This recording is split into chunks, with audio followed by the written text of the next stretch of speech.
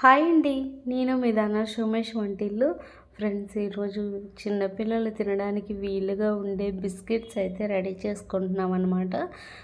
పిల్లలు అనేవాళ్ళు ఇవి బిస్కెట్లు చాలా ఇష్టంగా తింటారు కదా చిన్నపిల్లలు. మా అక్క వాళ్ళ బాబు కూడా ఇష్టంగా తింటాడని చెప్పేసి మా అమ్మ అయితే చెప్తుంటే నేనైతే ప్రిపేర్ చేస్తున్నాను.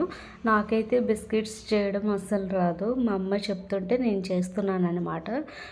ముందుగా ఒక కప్పు గోధుమ పిండి తీసుకోవాలన్నమాట. దాన్ని నీట్గా జల్లించుకోవాలి. ఏ కప్పుతో అయితే గోధుమ పిండి తీసుకున్నామో అదే కప్పుతో శనగపిండి కూడా తీసుకోవాలి. దాన్ని కూడా నీట్గా జల్లించుకోవాలన్నమాట. ఇలా జల్లించుకోవడం వల్ల ఏమవుతుందంటే బుడగలు అనేవి రాకుండా ఉంటాయన్నమాట. ఒక 3 టేబుల్ స్పూన్ వరకు బొంబాయి రవ్వ వేసుకోవాలి. అదే ఉప్మా నూక ఉంటుంది కదా, అదైతే వేసుకోవాలి. రుచికి సరిపడా ఉప్పు అయితే వేసుకోవాలండి. సాల్ట్ యూస్ చేసుకోవచ్చు. సాల్ట్ అయితే వేసుకుంటున్నాను. ఇప్పుడు ఏ కప్పుతో అయితే గోధుమ పిండి తీసుకున్నామో అదే కప్పుతో నేనైతే పంచదార తీసుకున్నాను. దాన్ని మిక్సీ గిన్నెలో వేసుకున్నాను. ఒక 3 నుంచి 4 యాలకులు కూడా తీసుకొని మిక్సీ పట్టుకోవాలి. మెత్తగా మిక్సీ పట్టుకోవాలండి. ఏ కప్పుతో అయితే మనం క్వాంటిటీలో పిండి తీసుకున్నామో అదే కప్పుతో ఆయిల్ కూడా తీసుకోవాలి.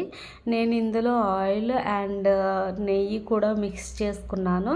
దాన్ని ఒకసారి మిక్సీ పట్టుకొని ఇప్పుడు మనం పక్కన పెట్టుకున్న పిండిలో ఈ మిశ్రమాన్ని వేసేయాలండి. వేసేసి ఇప్పుడు మెత్తగా కలుపుకోవాలి.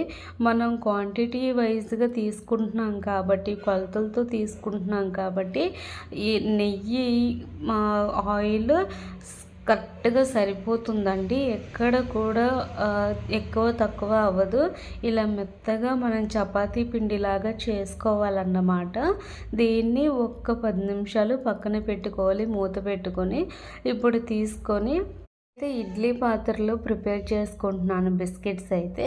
నాకు 2 కుడుం ప్లేట్లు ఉన్నాయండి. ఆ కుడుం ప్లేట్లలో నేను ఒక బిస్కెట్కి ఇంకో బిస్కెట్ టచ్ అవ్వకూడదన్నమాట. టచ్ కాకుండా రౌండ్గా ఒకసారి చుట్టుకొని దాని మధ్యలో లోతుగా పెట్టుకొని దాని మీదే మనం డ్రై ఫ్రూట్స్ వేసుకుంటాం కదా, బాదం నేనైతే పెట్టుకున్నాను. ఇలా ఒక బిస్కెట్కి ఇంకో బిస్కెట్ అంటుకోకూడదన్నమాట. అలాగే మొత్తం 3 ప్లేట్లు. నాకు పై ప్లేట్ ఇడ్లీ ప్లేట్ అండి. దాంట్లో కూడా ఇలా పెట్టేసుకున్నాను. ఇది మంట అనేది లో ఫ్లేమ్లోనే మాత్రమే ఉంచండి. హై ఫ్లేమ్లో ఉంచితే బొగ్గైపోతాయి. లో ఫ్లేమ్లో అసలు ఒక్క 30 నుంచి 40 నిమిషాల వరకు ఇలా లో ఫ్లేమ్లోనే ఉండాలి. చూస్తున్నారు కదా, ఆఖరికి 2వ ప్లేట్లో వచ్చేసి కొద్దిగా కలర్ అనేది చేంజ్ అయిందనమాట. మనకి పర్ఫెక్ట్గా వస్తాయండి. మీకు తొందరగా కుక్ అవ్వలేదని చెప్పేసి మీరైతే మంటని ఎక్కువగా పెట్టేశారంటే మాత్రం ఖచ్చితంగా మాడిపోతాయి బిస్కెట్స్ అనేవి. చాలా పర్ఫెక్ట్గా వచ్చాయండి. మా అమ్మ అయితే ఎలా అయితే చెప్పిందో అలాగే వచ్చాయి. నాకైతే చాలా హ్యాపీగా అనిపించాయి. ఇంకోసారి మీకోసం మళ్ళీ ట్రై చేస్తాను. నాకైతే ఇడ్లీ పాత్ర కొద్దిగా మాడింది. రెండోసారి కూడా పెట్టుకుంటున్నాను. ఇంకోసారి మీకు ఖచ్చితంగా పంచదారతో కాకుండా బెల్లంతో నేనైతే ప్రిపేర్ చేసి చూపిస్తాను.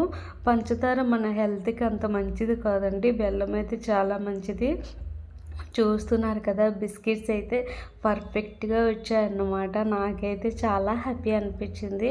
ఫస్ట్ టైం ప్రిపేర్ చేసినందుకు ఎలా వస్తాయేమో అనుకున్నాను.